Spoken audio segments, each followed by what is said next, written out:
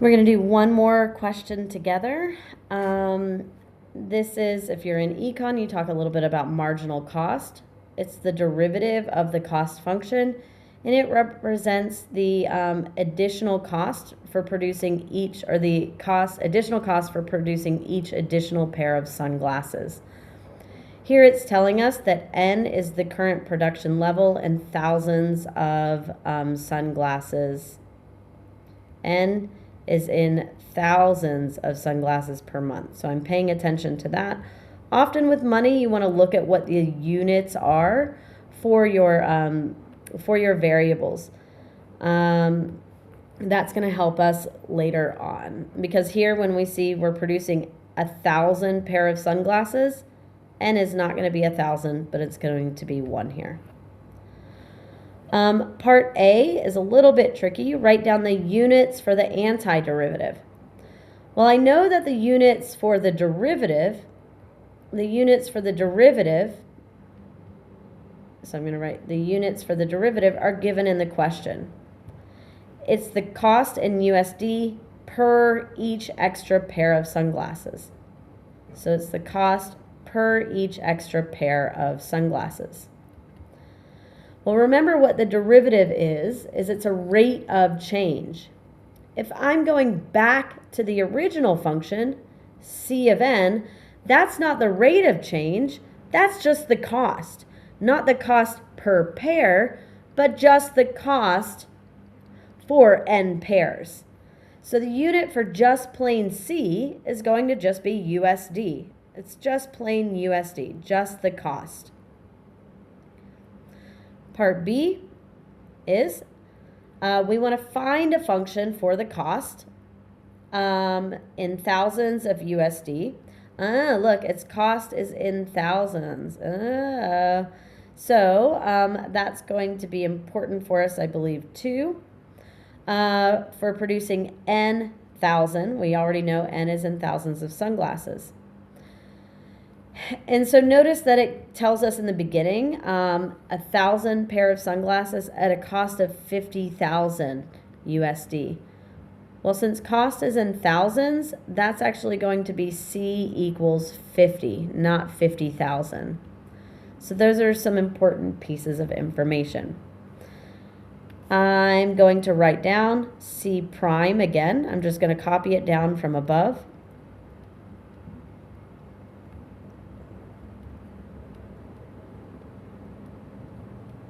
All right. And I'm going to find the antiderivative, because that's what the question's asking me to find, the antiderivative. So I have the antiderivative is add 1 to the exponent. I'm going to copy down 45n, add 1 to the exponent, divide by the new exponent. Add 1 to the exponent, divide by the new exponent, and add 1 to the exponent. Well, there's n to the 0 right now, so that just becomes n. As before in the other question, I don't want to use C as my constant because C is already in the problem for cost, so I'm just going to call it B. Doesn't really matter, but I wouldn't call it C. Now, sometimes students think they're done with this question, and IB questions, you'll see, often won't tell you that you need to find B. It just says find the cost function. And they assume that you read the question and you know they're giving you an initial point, or they're giving you a point that this function goes through. And they're telling me when n is 1, because 1,000 sunglasses, n is in thousands, then the cost is 50. So that's the cost. I'm going to substitute the output there as 50. And the cost was, remember, in thousands. There we go. So I'm going to substitute those in. I suggest you try that on your own as well. I'm going to simplify 45, or divided by 3 is 15, times n, which is 1 for us, to the third, minus 130 divided by 2 is 65, times 1 squared, plus 80 times 1, plus b.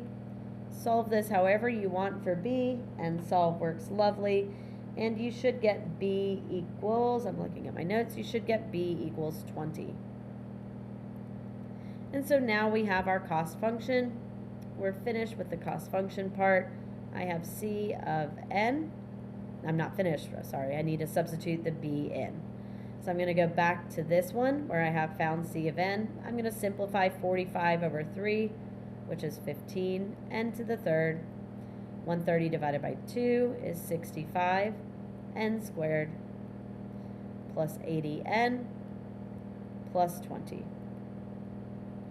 And that's the answer for part B. So now we'll look at part C. Interesting. Find the minimum total production cost and the corresponding production level. That wasn't so clear to me when I first read that. I was like, what is it talking about? Well, I know what production cost is, and I know how to find a minimum. Production level, I was like, oh, okay. I thought about it for a second, and I was like, that must be the number of sunglasses that you make. So this is asking like what the number of sunglasses you should make to have the minimum cost of producing them. And so to do that, I'm just going to find the minimum of C of n on the graph. You could use the derivative here for this, but I think it's harder.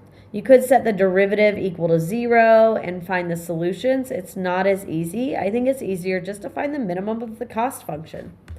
So let's go to our calculators and graph. And if you graph, you have 15x to the third minus 65x squared plus 80x plus b, which is plus 20. Okay, it doesn't look so good. Right now I'm going to have to change my window. Well, when I changed my window, I thought of what does x represent? Well, it's the number of sunglasses being made. So I think I just went up to like 100 sunglasses. I wasn't sure. I don't know. Maybe let's go up to 50 sunglasses to start. Y is the cost. Well, I know cost isn't going to be negative, but I'm just going to keep -6 here. And I'm going to let cost go up to, I don't know, 1,000 or something. I don't know. I'm just playing around and seeing if I can find a minimum. Ooh, I can kind of see the curvy thing down here, but I think I went way too high on Y here and way too high on my X. You could find it from here, but I'm going to make it look a little bit prettier. So I'm only going to let X go to like 20. I think that's plenty large, and I'm going to let X just go to 100 instead of 1,000. I think that'll be plenty. Yeah, even more than enough. And I can see the minimum, so I can just go Windows Zoom, Analyze Graph, minimum, and I see what the minimum is. It's at 2,40. And so what that means is the cost, or I would write 240, but that's not going to give you full marks. You need to write this out in context of the problem, and that is that the cost is 40,000. Remember, cost was in thousands. When how many sunglasses are produced? 2, not 2. Remember, that was in thousands, and so we have when 2,000 sunglasses are produced.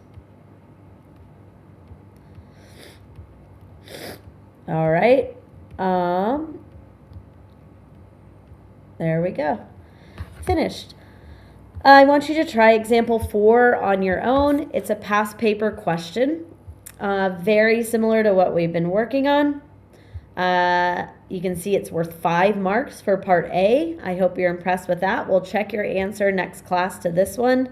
And then part B, we didn't do an example quite like this, but I think you can figure it out. It's only 2 marks. It's not meant to be super tricky. So think about it logically, and good luck. Bye-bye.